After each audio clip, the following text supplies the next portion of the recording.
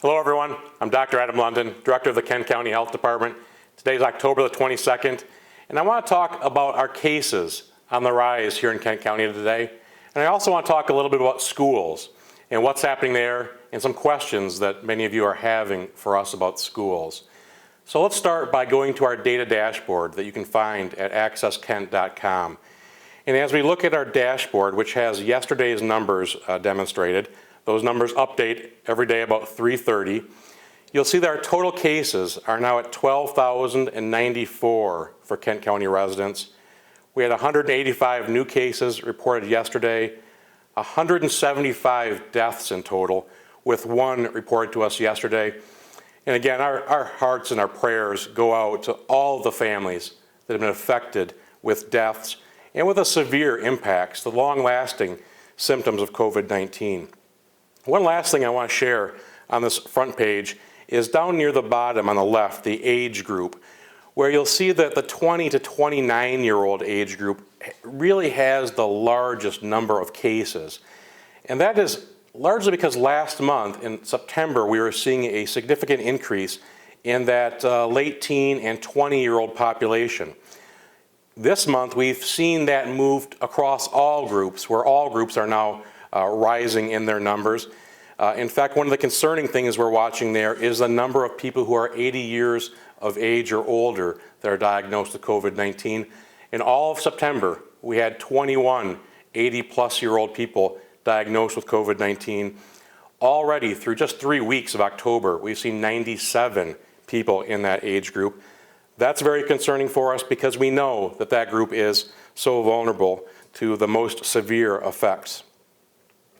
As we move forward to page 2 in our data dashboard, there's a couple of graphs here I want to show you briefly. On the right, the one on the bottom right is our new confirmed cases by date. And here you see the number of cases day over day that we're finding positive for COVID-19. And again, you see that line is increasing right now. We had a wave back in May, a smaller wave in mid-July, and then we stabilized for quite some time during the late summer until recently where we're seeing this increase. We're right now standing at a 7-day rolling average of 165 new cases per day.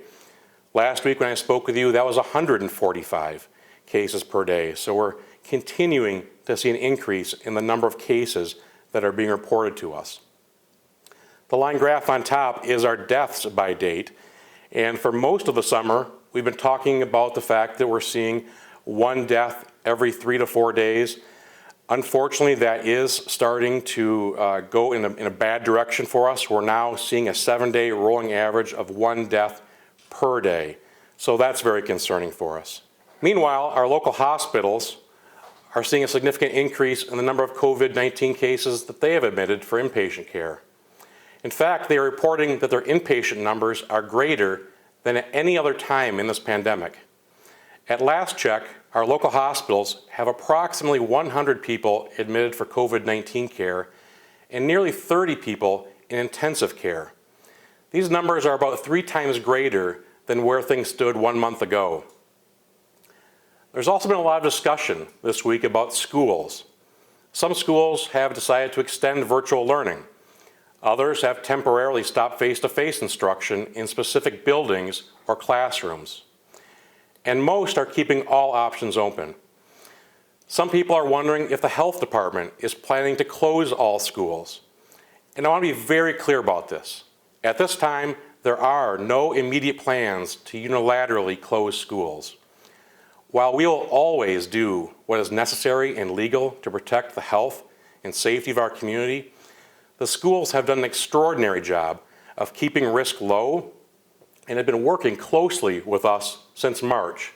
In many ways, I believe the schools have performed much better than the community overall.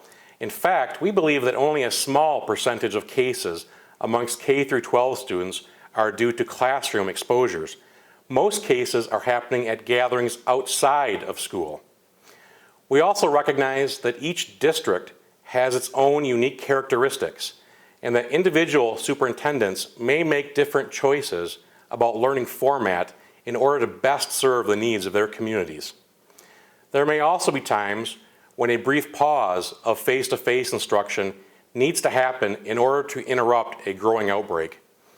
We will continue to work closely with school leaders in order to equip them with information and with the public advice that they need in order to make those good decisions.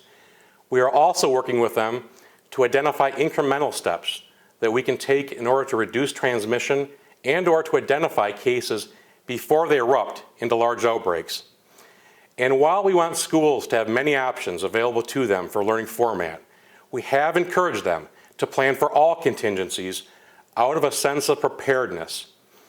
Public health officials here at KCHD and throughout the region want to see schools stay open, but we also want them to be prepared to quickly adjust if the situation deteriorates.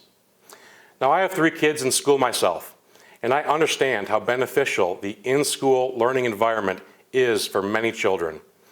To keep this option available to them, I'm asking all of you to please do what you can to reduce transmission in the community and help our school leaders keep this illness from spilling over from the community back into their schools. Thank you for all that you do to make Kent County a healthier place for all. And please remember to stay positive, stay heroic, and stay healthy. Thank you.